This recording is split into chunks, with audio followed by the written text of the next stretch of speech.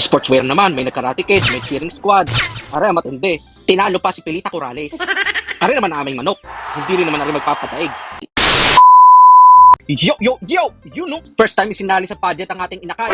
Nakitaan ng ganda. Kanina pag magmamana. What? Ay, syempre, basta Batanggen nyo ay maganda. Ay pag Batanggen nyo ay kayo nang humusga. At dahil napasali ka, ay bibigyan ng suporta. Pagka nga pala mga pageant, kailangan nga pala paghandaan are. Ay kagaya ng sapatos na are, alang naman narang isuot. Di aare, punta sa SM. You know, at napasuot na nga din eh. Bahala na kung nung mabili. Garing kayo pag may bibilhin, ililista sa papel, ay baka may maalimutan, ay tunay na kuwan. Sa tunay na buhay, hindi ko naman ang mga aking dadamputin, ay bahala na si Batman. Kagaya ganari, aling ka din ay maganda. Hirap ng garna, iba't ang ganyan pang pagbibigyan, ay Diyos ko po, pang nuknukan ng ligalig na kuwan, ay hindi ko na isinama. Kung isinama, ay mas lalong magtatagal, at baka pa magtuturo ng kung ano-ano, di lalong nadoblihan. Tapos di niakatungal at hindi na pagbigyan, ay yain ang hindi kasama. Lalo yung ganyan mga bagong sibol na Batanggen niya, mauubo sa bunbunan. Yun o, nakapamili na nga, sabi ko kanina, alin din yung magandang leather? Gusto ko yung nagtatagal, sa bagay, wala naman yung relasyon na nagtatagal. May kamatis. Kami nga pala pag mga pageant, kailangan mong gastosan. Ito na nakuha, ubos na ubos, pati pagtubos. Ang nagastos, 1,000 shitty meal. Oops, hindi lang yan. Kailangan mo din ng makeup artist. At eto na nga, first day. Ay kailangan mong gisingin, aray.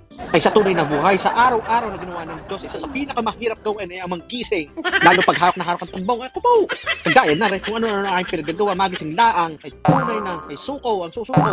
Kung mahina-hina ang pise, ay siya. Wala nang pasukan na rin. Siguro yung mga 30 minutos ay gising na. Araw-araw kaming garnay, salamat sa Diyos. Nagising day. Ang alarm pit tatlo ay talagang wala pa rin. At eto na nga unang araw ng foundation day. Ako'y hiwagang-hiwaga. Ay bakit kasama ang mga magulang? Ay mandatory daw. Samantala nung kapanahon na namin yung intramurals, pabaya na. Mga estudyante din huwag mong kapulungan ng Tagalog, ay dudugo ang ilong, ay lahat English speaking. Sa lawak ng Batangas, hindi pa rin nga nagpanagpuy ang mga katrabaho dati sa Qatar. Magkaklase pa din nga ang mga anak namin. Pati tropa lang, hindi yan. Bibidyo, suporta sa mga anak din. Pati kumpare, kumare, hindi rin nagpanagpuy din. Pati barkada, kung kami mga talubata pa. Di sa school na rin pangipangita, ay ang mga anak namin pala magkakaunabay pa. Ay di siya ngayon magkakalaro. Di pagdating ng panahon magbarkada na rin ng mga are. Di pa nagsisimula yung isa, antok na, yung isa tulog na. Eh kagulat ko may narinig akong tambulan, akala ko para sa maiingay, akala ko i-start na rin ang showtime. Ayun pala may simula na.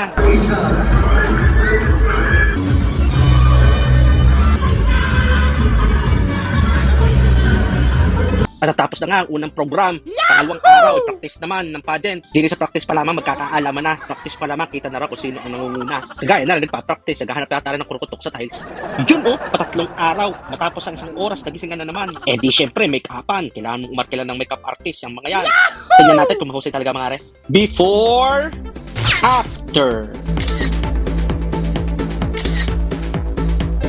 Ay nagmukha nga ng mga artista, dinilang niya sa mga aray. Kung gusto nyo ng solid na makeup artist, kontakin nyo lang ang mga aray. Kahit maligalig ang may make-upan, kayang i-handle ng mga yaa. Practice muna nga kung papalo ang ating manok. Game! Yun at nagsimula na nga ang patimpalak. Ay sa tunay na buhay, mas kabado pa ang mga magulang kaysa sa mga patutang niya. Kita nyo naman sa practice, ay baka dili pa sa stage magkaribaw. Ay tunay na kuwan. Arinat, nagsimula na ang tindingan.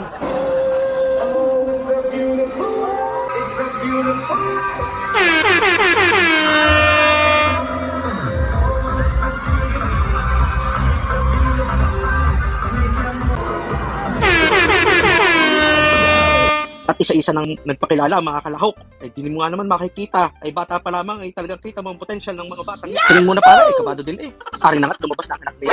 Ay ang batang are, napakahusay na re. Ay kalaban ng anak ko. Ako'y kabadong-kabado. Ay sa husay. Ay yung ganamang anak ko ay alam lamang ay mag-Roblox. Tapos first time pa din At ari na at lumabas na ang pandiinan. Ay napalo din naman. Yan, may laban. Yahoo!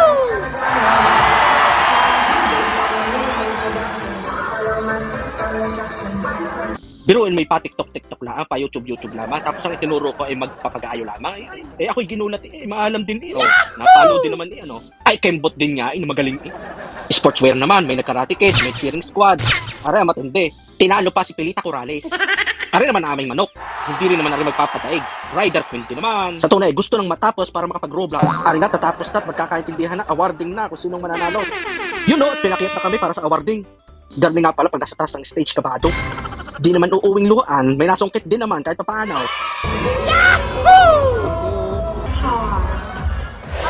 Bilang tatay, nanay, mga magulang, nakaka-proud makita mo ang anak mong nag-grow, dating musmus pa lamang, pagatas-gatas lamang, di nakakapagsalita, di pa nakakalakad, panood-nood lang sa TV, tapos ngayon, nasa pageant na, nakakasabay sa games ng iba. Malaking iba nga pala pag nakikita mong nasusubaybayan mo ang kanilang paglaki. Kagaya nating mga nag-a-abroad na laging nasa labas ng bansa, hanggang video call na lang, mangaral lang, kayang ibigay verbally.